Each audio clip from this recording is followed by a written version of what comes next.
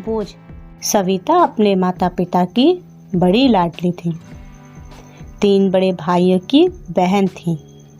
कोई भी चीज़ मांगने पर उसी वक्त सामने हाजिर हो जाती। पूरे घर में रौब था उसका। पूरे परिवार और नौकरों पर राजकुमारी की तरह हुक्म चलाती थी कविता। स्कूल में भी पूरा रौब था उसका। बड़े घर की लाडली जो थी वह। ऐसे ही उसने कॉलेज में दाखिला लिया।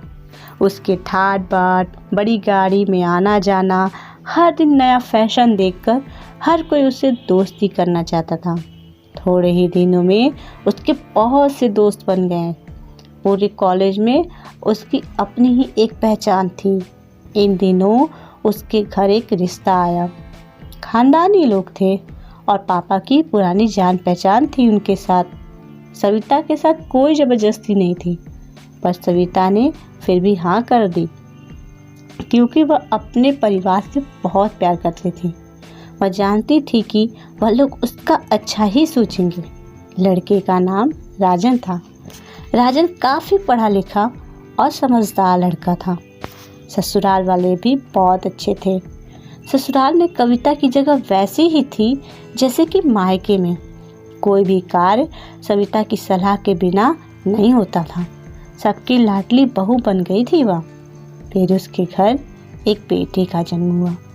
रोहित सविता को जान से प्यारा था। पोता पाकर ससुराल वाले तो फूले नहीं समाते थे। कविता कभी कभी सोचती कि उसकी किस्मत कितनी अच्छी है। उसका हर अपना उसे कितना प्यार करता है। चाहे जीवन में कैसा भी समय आए, मेरे अपने हमेशा मेरे साथ हैं। मैं कभी अकेली नहीं हो सकती। कितनी खुशकिस्मत हूँ मैं। पर शायद सविता की खुशियों को उसकी अपनी ही नज़र लग गई थी। एक दिन वो मायके जाने की जिद कर बैठी। राजन को बहुत काम था, लेकिन वह फिर भी उसे ले गया। रास्ते में उनकी गाड़ी अन्य गाड़ी से टकरा गई। सविता, राजन और रोहित बहुत बुरी तरह जख्मी हो गए। काफ़ी दिनों के इलाज के बाद राजन और रोहित तो ठीक हो गए, लेकिन सविता पूरी तरह ठीक ना हो सकी। सर पर चोट लगने के कारण वो अपनी आंखों की रोशनी खो बैठी। अब सविता की किस्मत जैसे उल्टे पांव चलने लगी। मायके वाले कुछ दिनों तक उसे मिलने आते, फिर कभी कभार फ़ोन ही करके पूछ लेते कि अब कैसी हो। धीरे धीरे ये सिलसिला भी कम हो गया। ससुराल वालों की सहानुभूति भी कम होने लगी। घर में किसी को पास बैठने के लिए कहती तो जवाब मिलता, बहुत काम है, अब तुम भी हाथ नहीं बटा सकती। राजन भी चिड़चिड़ा हो गया था। बस रोहित ही था उसके साथ, जिसके साथ हंसते खेलते उसका वक्त गुजरता। एक दिन सविता के हाथ से कुछ सामान गिर गया, जिसकी वजह से रोहित को हल्की सी चोट लग गई। सविता के सास ससुर ने रोहित को उससे अलग कर दिया कि कहीं उसके ना देखने की वजह से बच्चे का कोई नुकसान ना हो जाए। सविता अंदर से टूट चुकी थी। एक दिन उसने सबके सामने मायके जाने की इच्छा रखी, तो राजन उसे तुरंत मायके छोड़ आया, जैसे कि वह भी यही चाहता था। लेकिन रोहित को उसके साथ नहीं भेजा गया।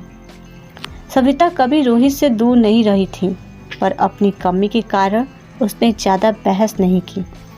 सविता को लगा कि वह 3-4 दिन वहाँ रहेगी तो थोड़ा हवा पानी बदल जाएगा, क्योंकि वह कितने दिनों से कहीं भी बाहर नहीं गई थी। घर वाले भी इतने दिनों बाद उसे देखकर कितने खुश होंगे।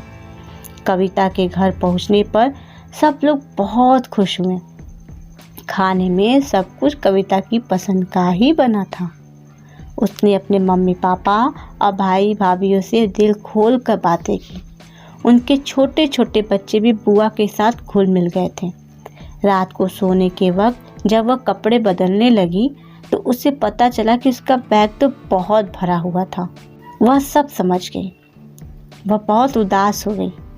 कुछ दिनों तक तो सब ठीक रहा, फिर जैसे सब बदलने लगा।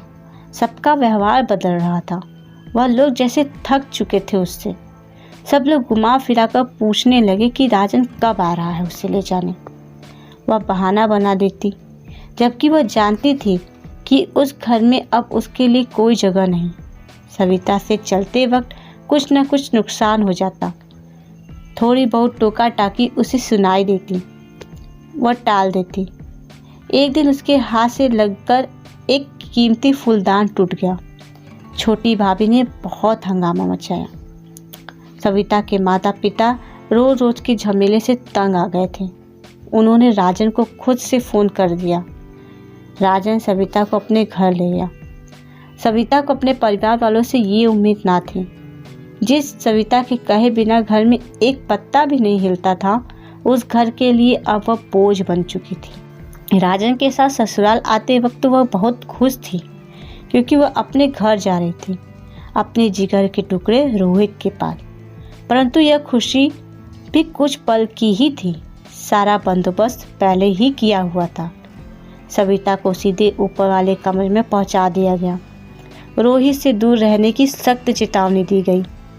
एक काम वाली लता को उसकी जिम्मेदारी सौंपी गई, जो उसके खाने पहनने जैसी ज़रूरतों का ध्यान रखती। सविता ज़्यादातर चुप ही रहती।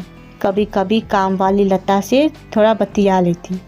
उसके जरिए रोहित का पता चल जाता, जबकि लाडली बेटी और बहू सबके लिए लाडली से बोझ बन चुकी थी। Thank you.